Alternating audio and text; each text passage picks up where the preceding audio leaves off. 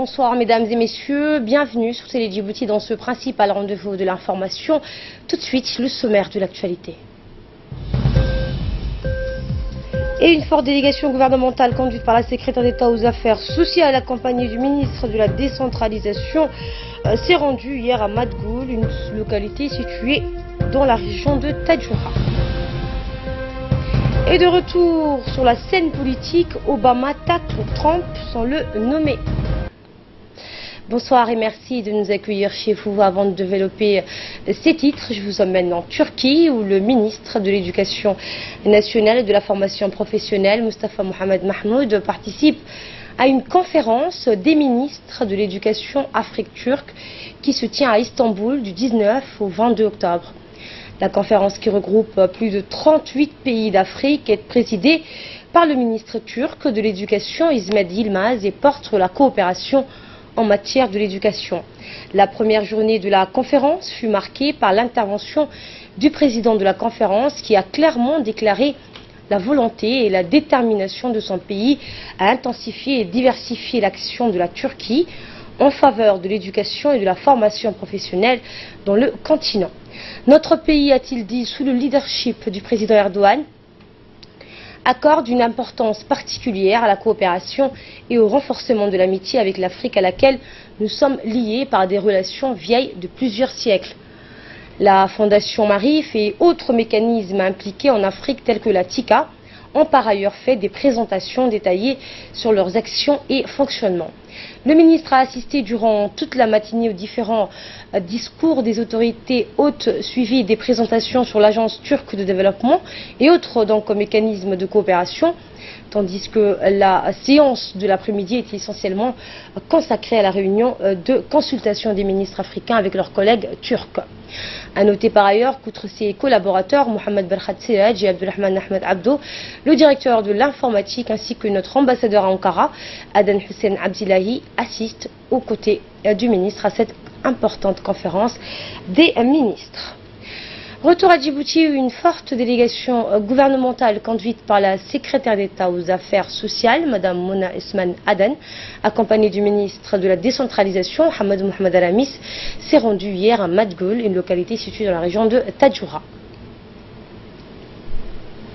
Et ce pour une mission d'information sur l'impact du programme de transfert monétaire. Un débat fructueux et interactif a suivi afin de développer et améliorer les conditions de vie de cette population. Un accueil chaleureux a été réservé à la délégation composée des autorités de Tadjoura, du représentant du ministère de l'Agriculture, Balagoïta Sirid, qui était donc sur place avec une forte équipe pour le lancement de ce nouveau programme Progress, ainsi que des représentants de l'UNFD et du PAM. Et par la suite, une réunion a regroupé la délégation et l'ensemble des représentants des 3 localités concernées.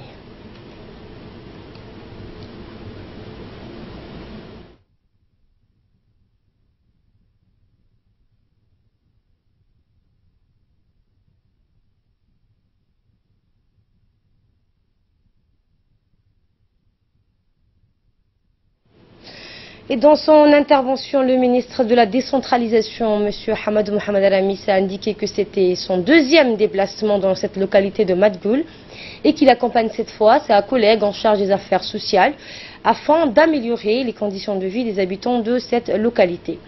Le ministre de la décentralisation, Hamadou Mohamed Alamis, a poursuivi son intervention que lors de sa dernière visite, il avait annoncé le renouvellement du programme de mobilisation des eaux de surface. Ceci est désormais chose faite, a-t-il dit. Le ministre a par la suite rappelé que lors de la campagne présidentielle, la population avait formulé des doléances et que le président de la République avait fait des promesses et nous avait donné des instructions pour donner la priorité dans les programmes de développement à ce secteur reculé de la région de Tadjoura où on constate, selon le ministre, une forte concentration de familles nomades. Le ministre a conclu ses propos que la promesse du chef de l'État est concrétisée aujourd'hui avec le lancement de l'exécution du programme de mobilisation des eaux de surface.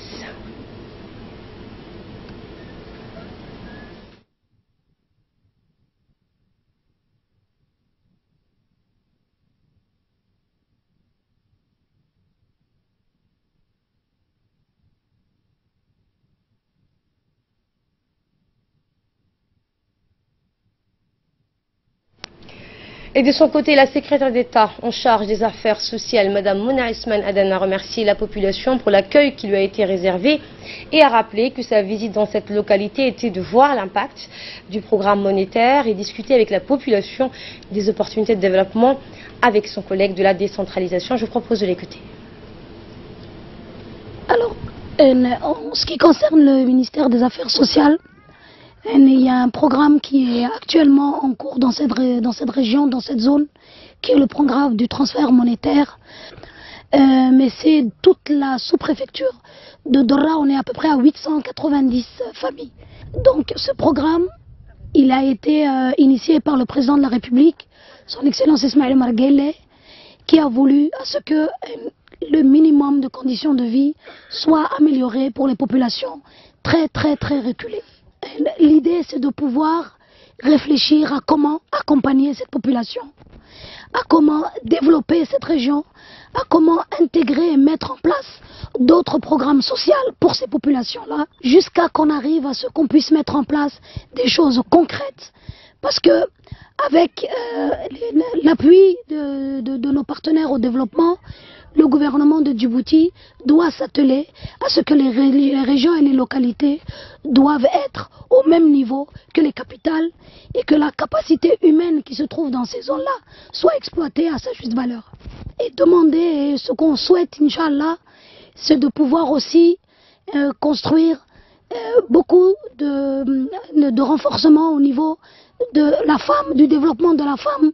Il y a beaucoup de programmes initiés par la première dame, Mme Khadra Mahmoud Haït, pour lesquels on voudrait que les femmes soient au cœur du développement.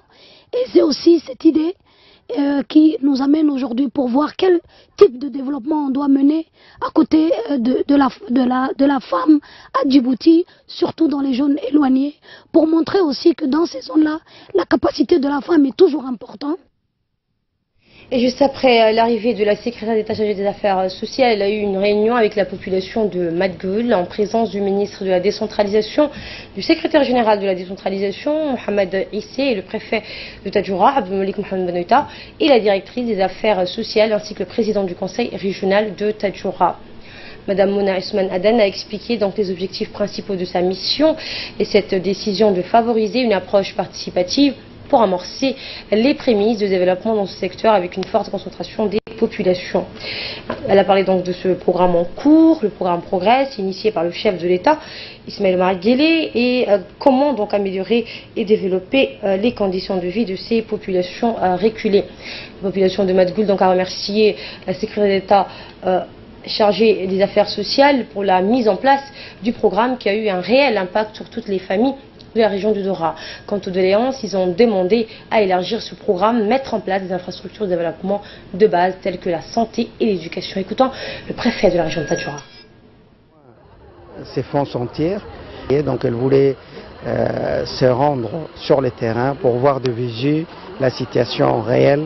Qu'est-ce que ces gens-là font de cet argent? Est-ce qu'il y a eu un impact positif par rapport aux bénéficiaires?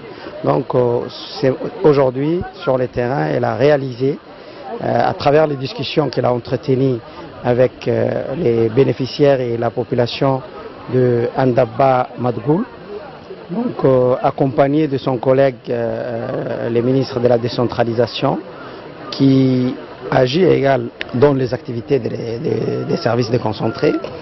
Et il y a le projet de l'IGP du ministère de l'Agriculture qui agit dans le secteur était présent. Donc plusieurs points ont été évoqués durant la discussion.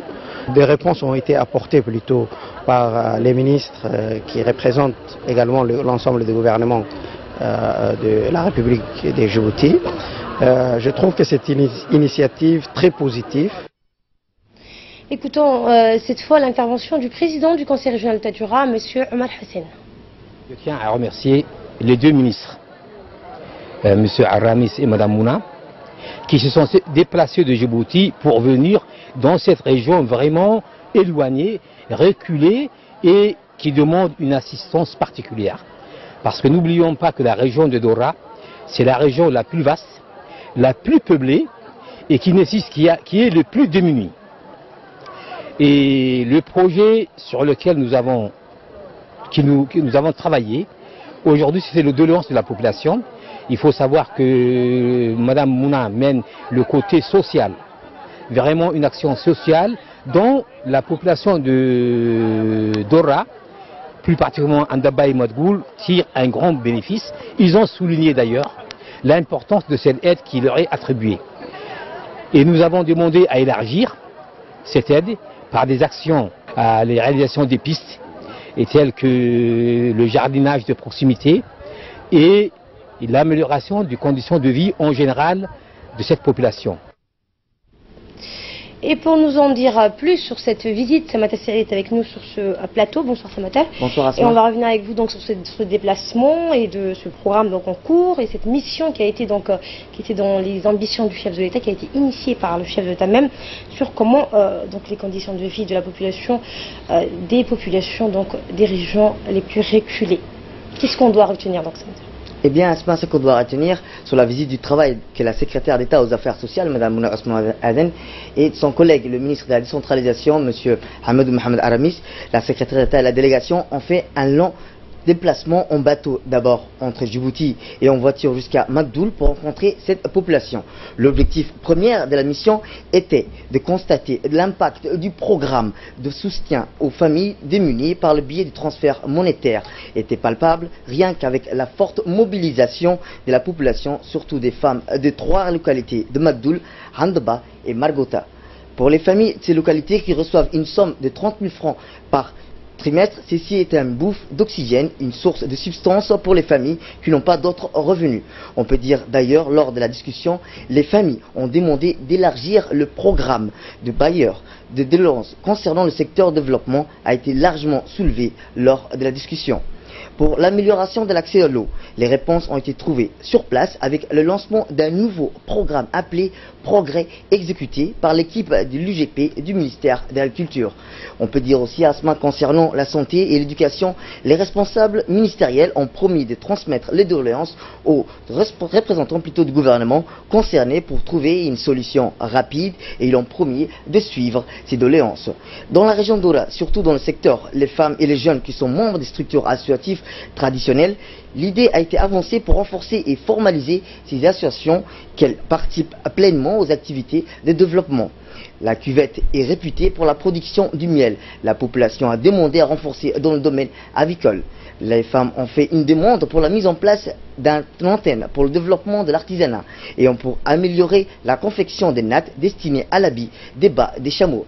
Cette mission était intéressante à plus d'un titre pour la délégation ministérielle qui s'est imprégnée de la réalité des conditions de vie et l'opportunité de discuter avec les populations rurales de Dora afin d'apporter aussi des solutions de la précarité des familles nomades.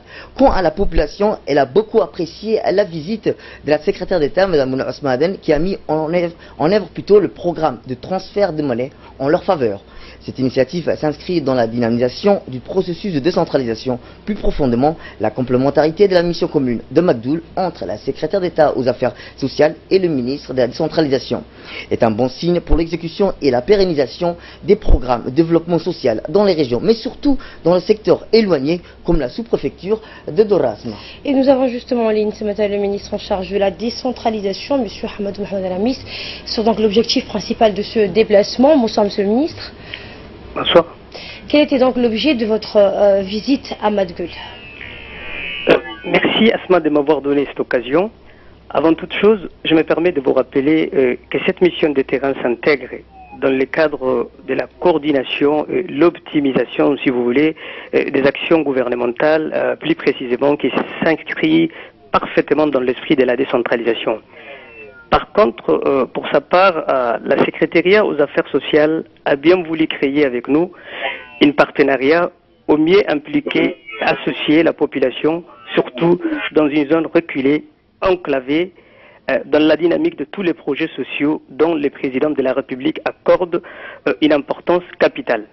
Si un petit peu je revienne plus précisément un peu dans l'objectif principal de ce déplacement, sur le parcours de Magdoul, l'idée c'était d'une part de sonder et évaluer l'impact des actions initiées par les secrétariats aux affaires sociales dans une passée récente et surtout réfléchir avec cette même bénéficiaire sur d'autres activités socio-économiques qui pourront peut-être servir une alternative progressivement pour faire une transition réfléchie vraiment avec le mode d'assistanat.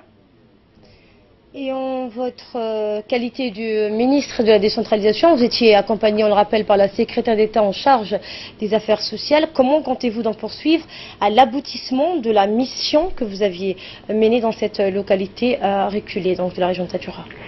Sincèrement parler, je ne vais pas me prononcer tout de suite sur les éléments de réponse, mais déjà l'équipe des deux départements de la décentralisation ainsi que des affaires sociales, ils ont collecté les ressentis, les regards, l'avis de ces populations bénéficiaires.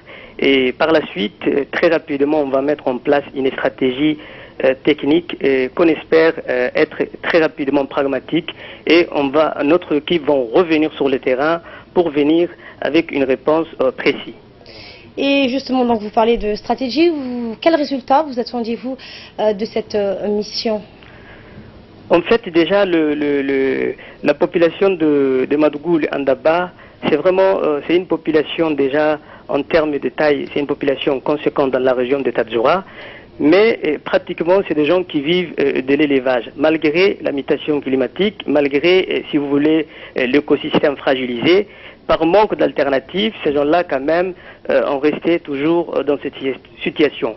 Maintenant, avec des actions sociales menées par le secrétariat aux affaires sociales sur l'instruction du président de la République et la lutte contre la soif menée par l'unité de gestion des projets sous le tutelle du ministre de l'Agriculture, on espère avoir plus de complicité et réfléchir pour des alternatives en partant de leurs environnements, par exemple l'apiculture, l'artisanat, etc. Mais en tout cas, c'est parallèlement aux actions sociales, on espère mener des actions qui va être une porte de sortie pour ces populations. Et pour finir, Monsieur le Ministre, quel message global voulez-vous transmettre à la population, les principaux concernés des régions pour participer à la réponse face au sous-développement? Vous savez, Asma, ma qualité de ministre de la décentralisation, si vous voulez, dans une société, dans la vie d'une société donnée, si vous voulez, la paralysie et l'inaction ne sont pas une fatalité, encore moins un idéal à soutenir. Par là, je veux dire, ceci dit, que chaque citoyen doit chercher à être acteur et catalyseur de sa propre développement. Et par la suite, j'exhorte que ce soit les élus locaux, les acteurs de la société civile, les parlementaires, les médias, s'activent beaucoup dans le processus de développement pour vraiment, pour que nos populations ne cautionnent plus indéfiniment l'immobilisme, encore une fois, de ne pas être attentistes vis-à-vis de tout questionnement relatif à leur avenir. Message transmis. Merci Monsieur le Ministre pour toutes ces précisions concernant donc la mission de développer les conditions de vie des populations des régions. Dans le reste de l'actualité, le ministère de l'Habitat, de l'Urbanisme et de l'Environnement, en collaboration avec l'Organisation régionale pour la conservation de l'environnement de la mer Rouge et du golfe d'Aden, la PERSGA, a organisé une formation de 5 jours sur le suivi de l'état de santé des récifs coralliens avec la méthode dite récif chic aux îles Moucha. Donc c'était à Maskali, situé une dizaine de kilomètres de la capitale. Cette formation a été précédée par une formation de plongée d'un mois. Les cadres du ministère de l'Habitat et de l'Urbanisme et de l'Environnement, les techniciens du ministère de l'Éducation, de l'Enseignement supérieur et de la Recherche, les associations des pêcheurs, l'association Jeunes Marins Civils ont participé à la dite formation. Et dans son intervention, le directeur de l'Environnement et du Développement, M. Hussein Zidash, a souligné que les récifs coralliens sont des écosystèmes sous-marins constitués de milliers d'espèces animales et végétales. Ils représentent, a-t-il dit, avec les forêts, les habitats les plus riches en termes de biodiversité et offrent les paysages d'une beauté incomparable. Il a ajouté qu'au même titre que les mangroves, le récif corallien a un rôle de protection naturelle des côtes.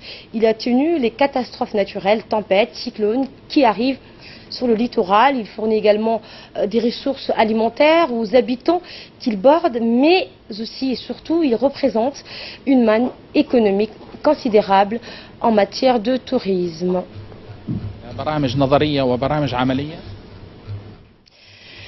Également, et suite donc à cette formation, la cérémonie de remise du certificat a été présidée par le directeur de l'environnement et du développement durable, M. Hussein Dila Chirablé, en présence de M.